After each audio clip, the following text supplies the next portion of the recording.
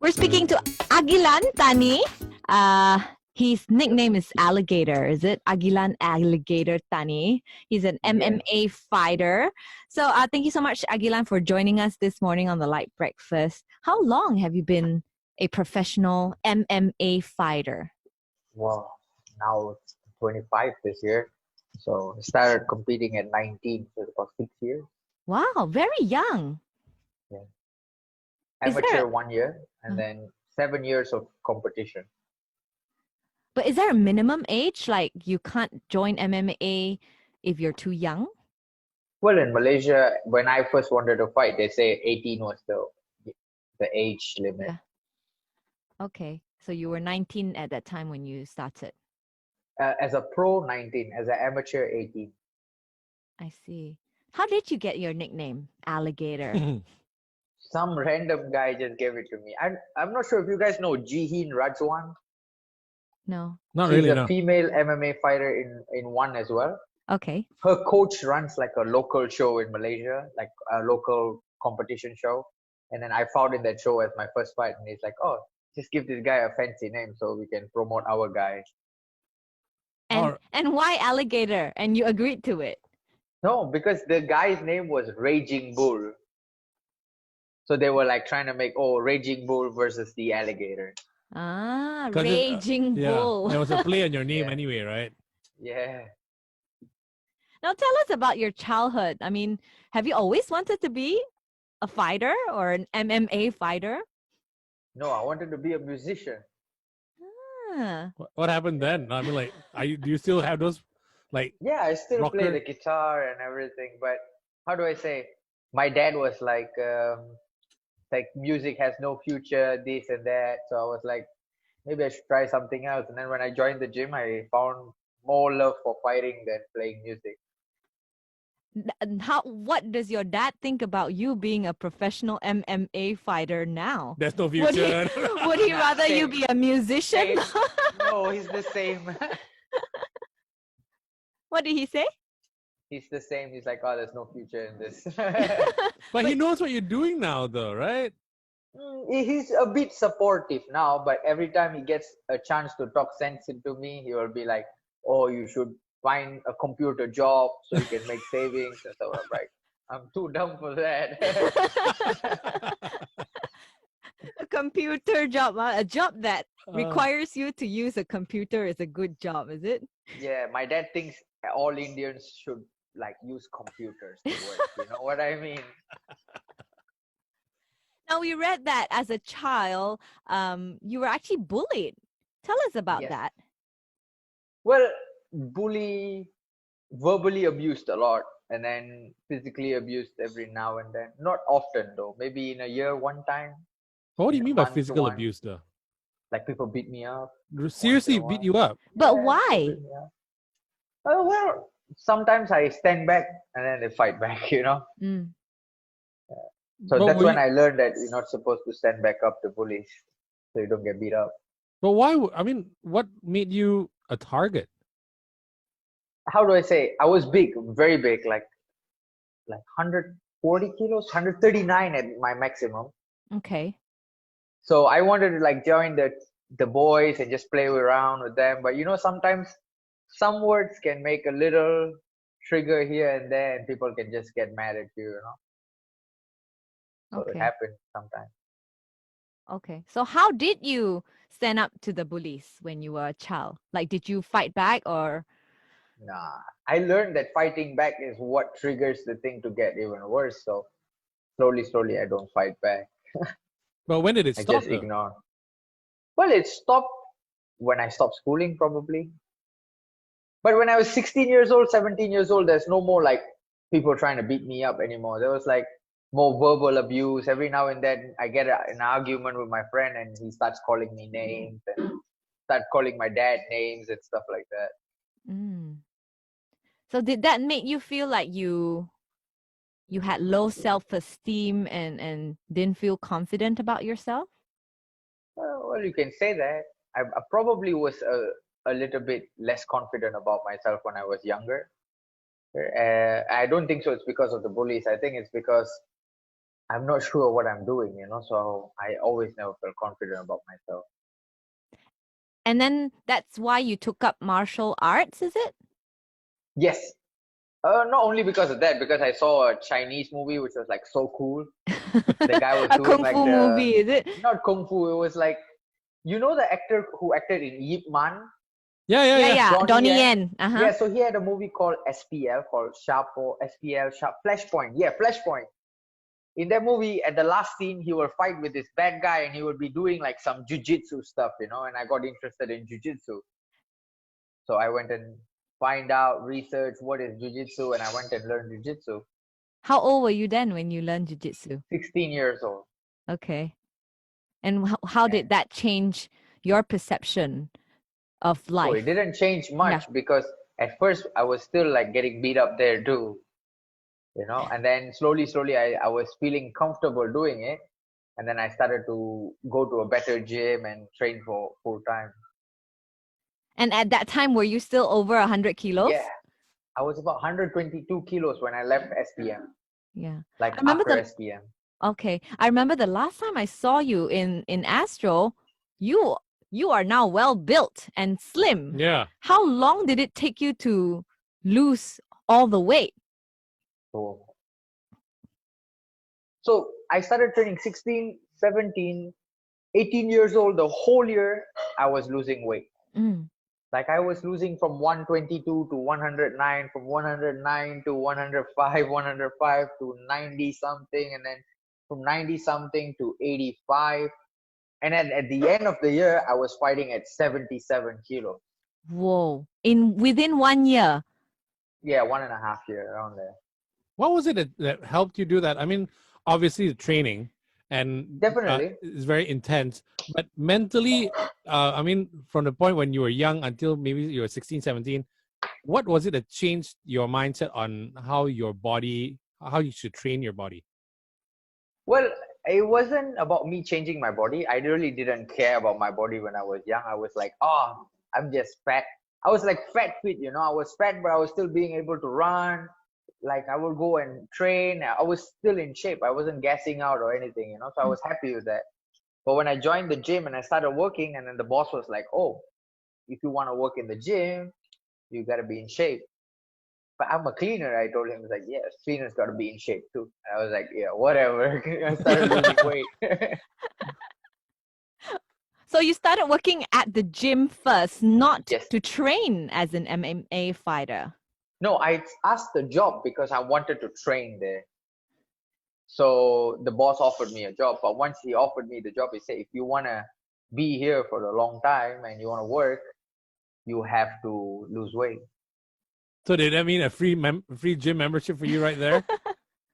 Kind of a free membership while I work there as well, you know? Okay. But was there a point in your career from when you were 18, now you said you're 25, right? Was Yeah. there a point where you think that maybe this is not for me? Every time. And then? Trust me, the fighting game is hard, you know, like you lose, you win, you lose, you win. Sometimes I will doubt myself more than anything. I take another loss, and right now I'm not fighting for how many months now? It's going to be 7 months now. I haven't fought. And I will be thinking, like, oh man, will I be even ready for my next fight? Maybe I should just quit fighting and go to do a computer job or something. Make your dad happy. Yeah, my dad would be like, yeah, son, you should. So that's something that I would like always in my mind, you know. But at the end of the day, when somebody offers me a fight, I'm like, oh yeah, let's go fight. Happy again. How do you get No, your mind into that mindset? Because right now you're doing work with one, and yeah. it's pretty much like a corporate job in a way right now. And then No, you have to it's switch like again. not corporate job. It's like they have like this show, Yeah, like it's a face-off challenge thing. Like what we're doing right now is what Uh-huh. I'm doing with one actually right. on a weekly basis. It's not like a job, Yeah, but how do you you know. switch back into fight mode though? That's not hard because you only fight one day. The rest is all preparation. I used to think that, oh, you have to always be hard, hard, hard, hard. But I realized like fighting is 90% mental and 10% preparation, you know? But how do Okay, your you keep 10% of preparation has to be good. The thing about that. but how do you keep yourself mentally sharp even off season, off fighting season? Let's just put it this way. I've been not fighting yesterday or today. I've been fighting for 7 years now. So no way I'm going to be like crying about something or not being able to switch. I think I learned over time. Mm. And I fought some of the biggest names, guys who have more experience than me, My past 5 fights are all world champions. So there's no way I'm going to be like going down, I have to always stay on the game.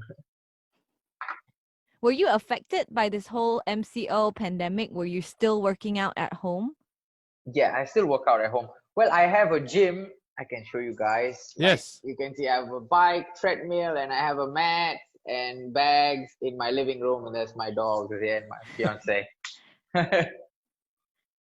Okay. So you've been working out every day. Like how many hours a day? I try to do 2 hours a day maximum.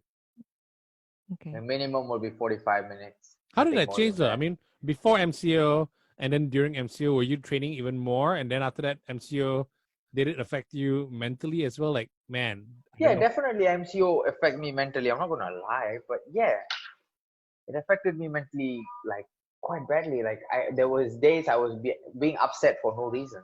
Mm. Like, oh, why am I upset? It's like, yeah, I'm just upset because I have no life. I'm sitting at home. And then after that, you just go training and go get into Yeah, I training mode and train. you're I do fine. whatever I can. I watch movie, or I just like how do I say, stress eat, stress eating chips and stuff. Do Oh, Be you? unhealthy. You Yeah, definitely.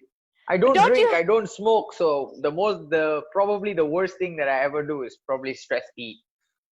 But don't you have to be on like a strict diet though to maintain your weight as a fighter? Definitely, but if I'm off season and there is no scheduled fight, there's no point of being in that weight. You know what I mean? We can Yeah. enjoy our life, have a slice of pizza, maybe a box of pizza.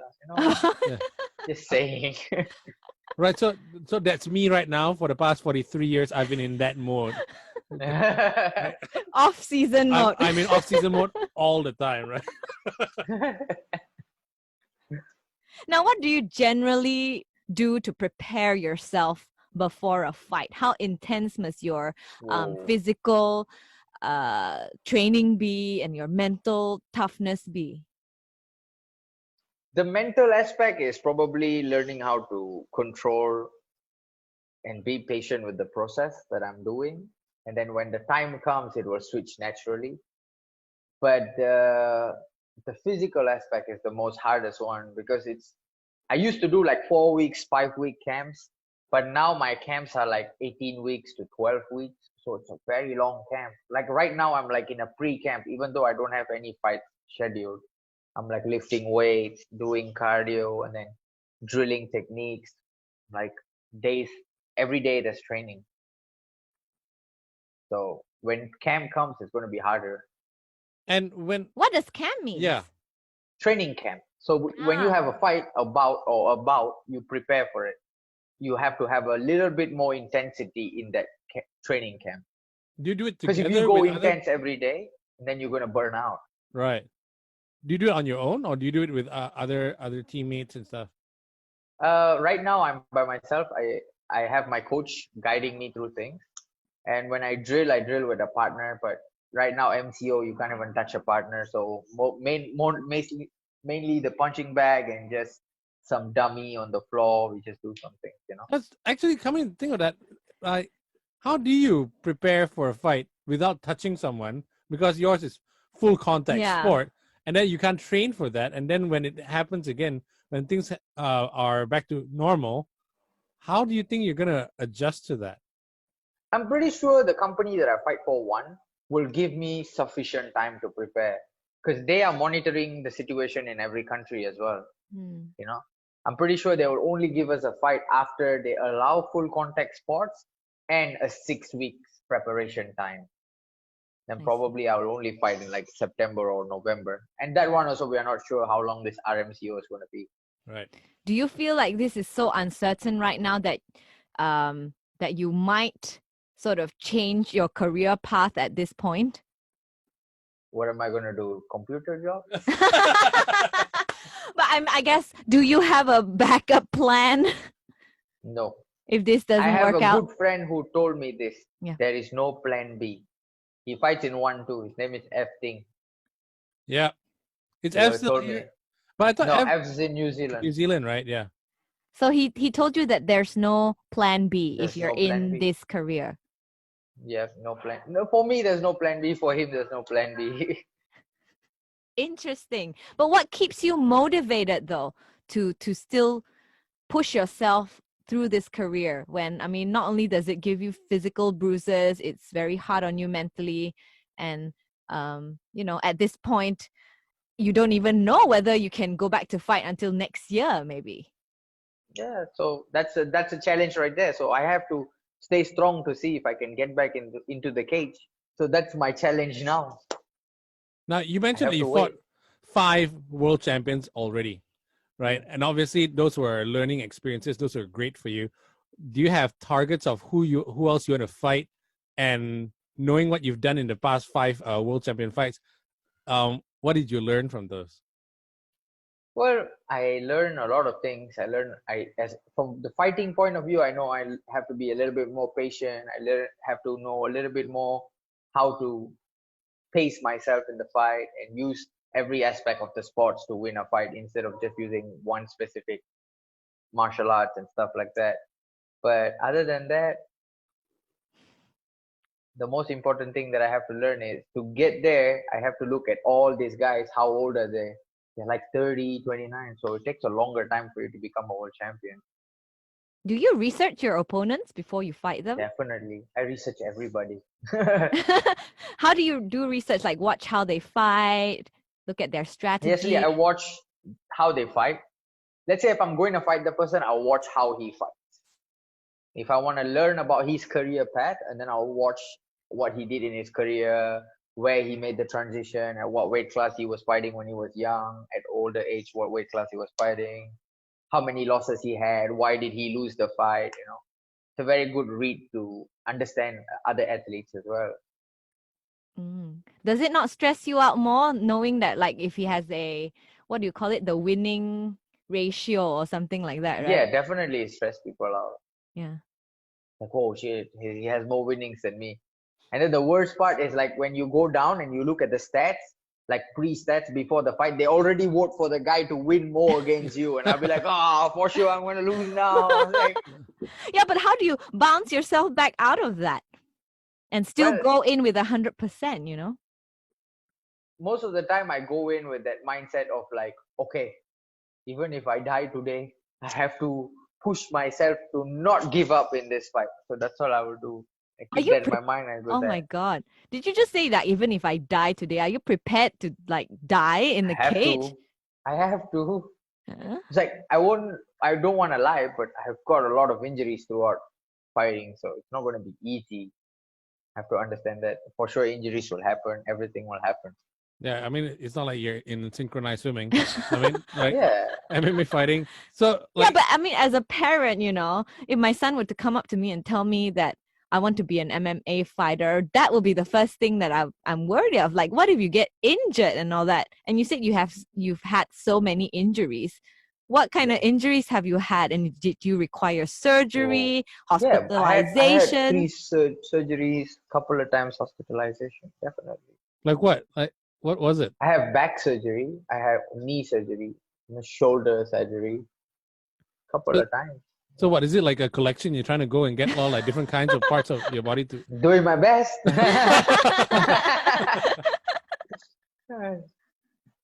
So what advice then would you give to someone, a young man or woman who comes up to you and say, you know, I want to be an MMA fighter? What advice would you give to that person? Well, I will tell them that the career is a hard career. When you go through this career, you not only build a career, but you build a very strong attitude and a mindset. What would you say to an old guy like me who wants to just try his luck at it? Better not. Try MMA? Yeah. How old are you? I'm 43. Okay, don't. Just keep your normal diet, enjoy life, watch fights, you know. Why risk yourself, you know? You train there- martial arts. Is there a cut-off point? Like, at what age do you think, okay, I'll retire from this sport? The oldest person I've ever seen in this career is like 43, 42, 45. I personally seen. I've got 3 more years. Yeah, but those guys have been fighting from a very young age. They're still conditioned and like in peak, not like start at 43. You're gonna kill yourself if you start at 43. And how should they start? Like, how can they start? The older ones or the younger No, ones? as in the younger ones. Okay. How? Go find a good gym first. So it must be an MMA gym. Yeah, you should find a gym where you can learn all aspects of the sports. And then as you progress, there will be a lot of other things you will know by yourself what is needed. Yeah. What's the most important thing for an MMA fighter to have? To be well-rounded. In what sense? To be well-rounded in all aspects of the sport. That doesn't mean only skills, it means like conditioning, weightlifting, cardio, the basic push-ups, sit-ups. You should be able to do most of these things. You have to have a general fitness before you even start to fight MMA, Right. Okay. I'm telling you, man. Give me a year. Not with your pot belly. year? Yeah. That's my secret weapon. Maybe they can have a veterans category next. Yeah, they can, but I'm pretty sure the veterans are like very, very strong. Very Yeah. fit as well. Yeah. Soon, They have man. more experience. Soon. Agilan, soon. You'll see that. My nickname will be old fat guy.